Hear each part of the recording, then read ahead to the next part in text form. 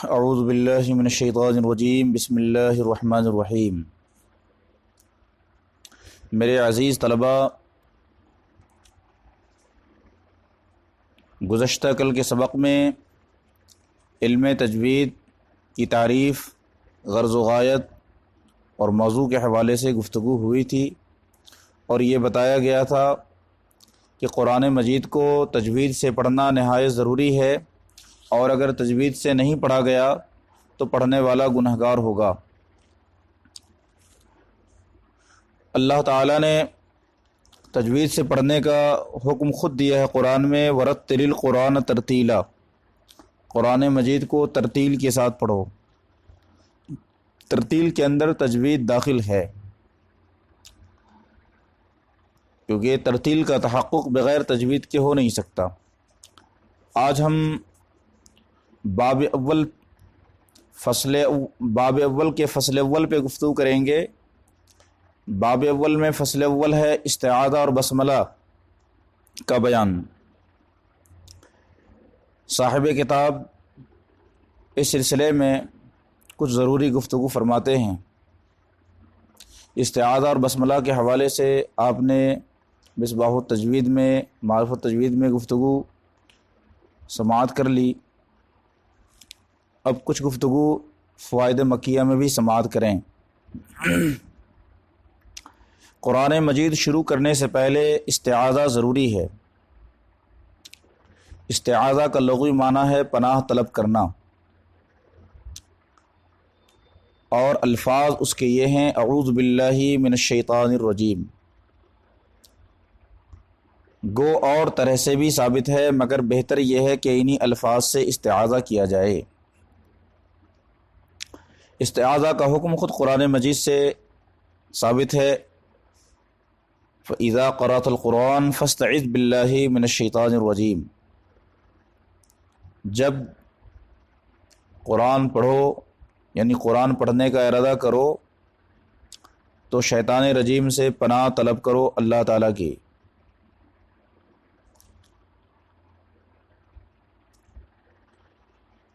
اور دیگر الفاظ سے بھی استعاذہ آیا ہے،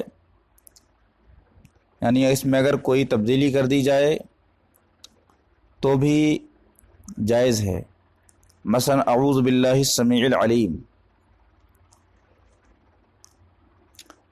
کچھ تغیر کے ساتھ بھی استعاذہ جائز ہے، جیسے اللہم انی اعوذ بک من ابلیس و جنودی۔ کچھ لفظ کی زیادتی کریں تو بھی جائز ہے، جیسے اعوذ باللہ السمیع العلیم من الشیطان الرجیم۔ یہاں ایک لفظ ہے استعاذہ ضروری ہے۔ ضروری کا مطلب کیا ہے؟ ضروری کا معنی واجب نہیں ہے کہ جس کی وجہ سے انسان گنہگار ہو جائے گا، کیونکہ ائمہ احناف کے نزدیک استعاذہ مستحب ہے، جیسا کہ علامہ علی قاری رحمۃ اللہ علیہ فرماتے ہیں: والصحیح انہا مستحبۃ بقرینۃ الشرط فإن المشروط غیر واجب۔ یعنی صحیح یہ ہے کہ استعاذہ مستحب ہے شرط کے قرینے کی وجہ سے، کیونکہ قرآن میں ہے فَإِذَا قَرَأْتَ الْقُرْآنَ، اور مشروط غیر واجب ہے۔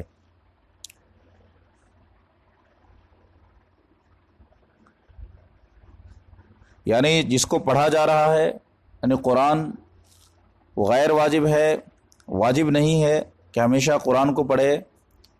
تو جب وہ مشروط غیر واجب ہے تو شرط کیوں واجب ہو جائے گی؟ اور علامہ جزری رحمۃ اللہ علیہ فرماتے ہیں: وَإِن تُغَيَّرْ أَوْ تُزَدْ لَفْظًا فَلَا تَعُدُ الَّذِي قَدْ صَحَّ مِمَّا نُقِلَ۔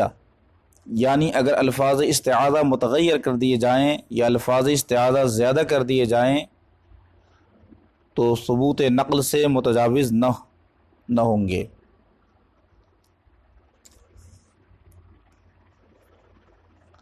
اب اس کے بعد آگے فرماتے ہیں کہ جب سورہ شروع کی جائے تو بسم اللہ کا پڑھنا بھی نہایت ضروری ہے۔ ضروری مستحب کے معنی میں ہے، واجب کے معنی میں نہیں ہے، کیونکہ ائمہ احناف کے نزدیک بسم اللہ کا پڑھنا مستحب ہے۔ جب کوئی سورہ شروع کی جائے تو بسم اللہ پڑھنا چاہیے، سوائے سورہ برات کے۔ سورہ برات میں شروع کے اندر بسم اللہ پڑھنا نہیں چاہیے۔ ایک وجہ تو یہ کہ سورہ برات کے آغاز میں بسم اللہ مرسوم ہی نہیں ہے، جب مرسوم نہیں تو اس کو پڑھنے کی بھی حاجت نہیں۔ دوسری وجہ جو بیان کی گئی وہ یہ کہ سورہ برات کا آغاز غضب سے ہو رہا ہے، اللہ کے قہر سے ہو رہا ہے، جلال کے ساتھ ہو رہا ہے، اور بسم اللہ آیت غضب ہے، بسم اللہ آیت رحمت ہے، تو آیت رحمت اور آیت غضب دونوں کا اجتماع ایک ساتھ بہتر نہیں۔ اس وجہ سے سورہ برات کے آغاز میں بسم اللہ نہ پڑھا جائے۔ اس پر ایک ایراد وارد ہوتا ہے کہ قرآن میں ایک سورہ اور بھی ہے جس کا آغاز غضب سے ہو رہا ہے،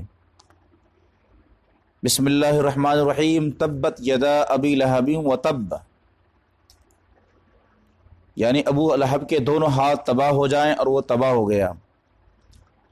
تو کیا اس سورہ میں غضب کا مظاہرہ نہیں کیا گیا ہے کہ یا آیت جلال نہیں ہے؟ پھر یہاں بسم اللہ پڑھنا کیوں روا ہوا؟ تو اس کا جواب جو اس فقیر کے ذہن میں آ رہا ہے وہ یہ ہے کہ سورہ لہب کے اندر فرد واحد پر غضب کا مظاہرہ کیا گیا ہے، جبکہ سورہ برات کے اندر پوری قوم پر غضب کا مظاہرہ کیا گیا ہے، پوری قوم کے خلاف اظہار غضب ہے، لہذا اس کے اندر شدت زیادہ ہو گئی، اور سورہ لہب کے اندر اس کے مقابلے میں شدت کم ہوئی، لہذا سورہ برات کے آغاز میں بسم اللہ پڑھنا روا نہ ہوا۔ تیسری وجہ جس کو صاحب فواتح الرحموت علامہ ابن نجیم مصری رحمۃ اللہ علیہ نے بیان فرمایا ہے، صاحب فواتح الرحموت نے اس کی بہت ہی نفیس اور شاندار وجہ بیان فرمائی ہے، جس کو ہم یہاں ذکر کرنا چاہتے ہیں۔ یہ کتاب تخصص فی الفقہ میں پڑھائی جاتی ہے، اس میں آپ اس کا تفصیلی مطالعہ کر سکتے ہیں کہ سورہ انفال اور سورہ توبہ کے مضامین یکساں ہیں، ملتے جلتے ہیں۔ اس میں اختلاف ہو گیا کہ سورہ توبہ آیا سورہ انفال سے ہی ہے یا ایک الگ کوئی مستقل سورہ ہے، جس کی وجہ سے بیچ میں بسم اللہ نہیں لکھا گیا۔ تو مصنف نے فرمایا سورہ توبہ کے شروع میں بسم اللہ نہیں پڑھ سکتے، اور اوساط و اجزاء میں اختیار ہے بسم اللہ پڑھے اور چاہے نہ پڑھے۔ اوساط و اجزاء کا مطلب درمیانے سورہ میں، یعنی سورہ توبہ کے درمیان سے اگر کوئی شروع کرتا ہے تو بسم اللہ پڑھ سکتا ہے اور نہ بھی پڑھ سکتا ہے۔ اسی طرح سورہ توبہ ہی کی تخصیص کیا، ہر سورت کے درمیان سے چاہے تو بسم اللہ پڑھے چاہے نہ پڑھے، بسم اللہ اگر پڑھ لیا تو یہ برکتن ہے، اور نہیں پڑھا تو یہ محلن ہے، کیونکہ بسم اللہ کا محل آغاز سورہ ہے۔ اب اس کے بعد استعاذہ اور بسملہ پڑھنے کی جو صورتیں ہیں اسے آپ بیان فرما رہے ہیں کہ استعاذہ اور بسملہ پڑھنے میں 4 صورتیں ہیں۔ فصل کل، وصل کل، فصل اول، وصل ثانی، وصل اول، فصل ثانی۔ انہوں نے 4 صورتوں میں سے ایک صورت کو بیان فرمایا، وہ 4 صورتیں تفصیل سے آپ سماعت فرما لیں۔ شروع قرات شروع صورت ہو، شروع قرات درمیان صورت ہو، درمیان قرات شروع صورت ہو، درمیان قرات درمیان صورت ہو، یہ 4 صورتیں ہو گئی استعاذہ بسملہ پڑھنے کی۔ شروع قرات شروع صورت کا حکم کیا ہوگا؟ یعنی قرات بھی شروع کی جائے اور سورہ کا بھی آغاز ہو، مثلا اعوذ باللہ من الشیطان الرجیم بسم اللہ الرحمن الرحیم الحمد للہ رب العالمین، یہ ہے شروع قرات شروع صورت۔ اس میں قاری کو اختیار ہے وصل اور فصل جس اعتبار سے پڑھنا چاہے پڑھے، یعنی وصل کل بھی جائز ہے، فصل کل بھی جائز ہے، وصل والفصل ثانی، فصل والفصل ثانی دونوں جائز ہے۔ مثلا اعوذ باللہ من الشیطان الرجیم بسم اللہ الرحمن الرحیم الحمد للہ رب العالمین، یہ فصل کل ہے۔ اعوذ باللہ من الشیطان الرجیم بسم اللہ الرحمن الرحیم الحمد للہ رب العالمین، یہ وصل کل ہے۔ وصل والفصل ثانی اعوذ باللہ من الشیطان الرجیم بسم اللہ الرحمن الرحیم الحمد للہ رب العالمین، یہ بھی جائز ہے۔ اعوذ باللہ من الشیطان الرجیم بسم اللہ الرحمن الرحیم الحمد للہ رب العالمین، یہ فصل والوصل ثانی ہے، یہ بھی جائز ہے۔ شروع قرات شروع صورت میں چاروں طریقے سے آپ پڑھ سکتے ہیں۔ اب اس کے بعد ایک دوسری صورت آئی، شروع قرات ہو درمیان سورہ ہو، اس میں کس طرح سے پڑھا جائے؟ شروع قرات درمیان سورت میں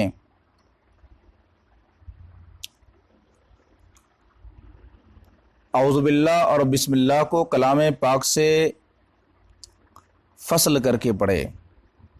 درمیان صورت میں بسملہ پڑھنا برکتاً جائز ہے اور نہ پڑھنا غیر محل ہونے کی وجہ سے ہے۔ یہاں بھی بسملہ کی 4 وجہیں نکلتی ہیں، مگر اس میں صرف 2 وجہیں جائز ہیں اور 2 وجہیں غیر جائز ہیں۔ فصل کل اور وصل اول فصل ثانی یہ جائز ہے، وصل کل فصل اول وصل ثانی غیر جائز ہے، اس لیے کہ بسملہ کا محل ہی نہیں۔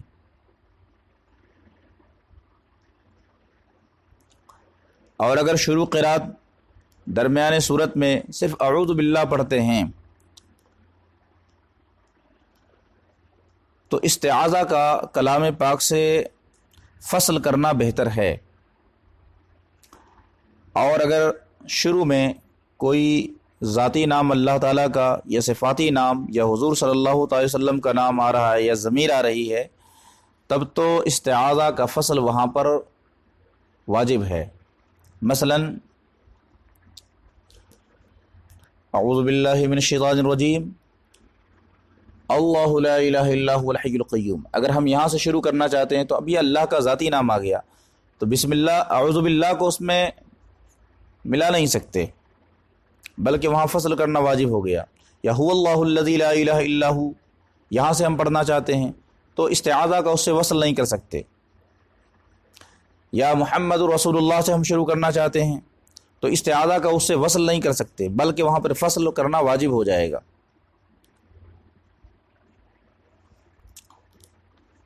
اور تیسری صورت آتی ہے درمیان قرات شروع صورت میں بسم اللہ پڑھنے کی، یعنی جب ایک سورہ کو ختم کر کے دوسری سورت شروع کریں تو یہاں پر 3 صورتیں جائز ہیں اور چوتھی صورت جائز نہیں۔ جو صورتیں جائز ہیں وہ یہ ہیں وصل کل، فصل اول وصل ثانی۔ مثلا ان شانئک هو الابتر بسم اللہ الرحمن الرحیم قل یا ایہا الکافرون، یہ وصل کل ہے۔ فصل کل ان شانئک هو الابتر بسم اللہ الرحمن الرحیم قل یا ایہا الکافرون۔ اب فصل والوصل ثانی ان شانئک هو الابتر بسم اللہ الرحمن الرحیم قل یا ایہا الکافرون، یہ 3 صورتیں جائز ہیں، اور چوتھی صورت جائز نہیں، یعنی وصل اول فصل ثانی۔ مثلا اس طرح سے کوئی پڑھے ان شانئک هو الابتر بسم اللہ الرحمن الرحیم قل یا ایہا الکافرون، اس صورت میں بسم اللہ کا تعلق وہ سورہ کوثر سے ہو جائے گا، نہ کہ سورہ کافرون سے ہوگا۔ اب کچھ فائدہ یہاں بیان فرما رہے ہیں۔ امام عاصم رحمۃ اللہ علیہ کے نزدیک، جن کی روایت حفص رحمۃ اللہ علیہ تمام جہان میں پڑھی جاتی ہے، ان کے یہاں بسم اللہ ہر سورہ کا جز ہے، تو اس لحاظ سے جس سورہ کو قاری بلا بسم اللہ پڑھے گا تو وہ سورہ امام عاصم رحمۃ اللہ علیہ کے نزدیک ناقص ہوگی۔ حضرت امام عاصم رحمۃ اللہ علیہ جو قرائے 7 میں سے ایک ہیں، ان کے نزدیک بسم اللہ ہر سورہ کا جز ہے، اور یہ صرف انہی کا موقف نہیں ہے، بلکہ حضرت علامہ ابن کثیر اور امام کسائی رحمۃ اللہ علیہ کا بھی موقف یہی ہے، جو قرائے 7 میں سے ہیں۔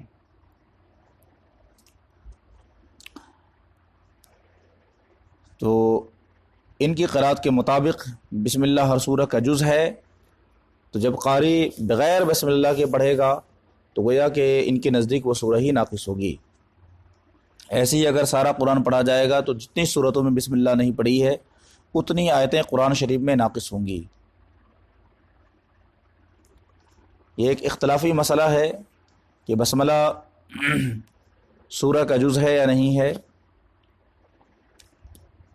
امام شافعی رحمۃ اللہ علیہ کے نزدیک بسملہ ہر سورہ کا جز ہے، حتیٰ کہ سورہ فاتحہ کا بھی جز ہے، کہ امام اعظم ابو حنیفہ رحمۃ اللہ علیہ فرماتے ہیں کہ بسملہ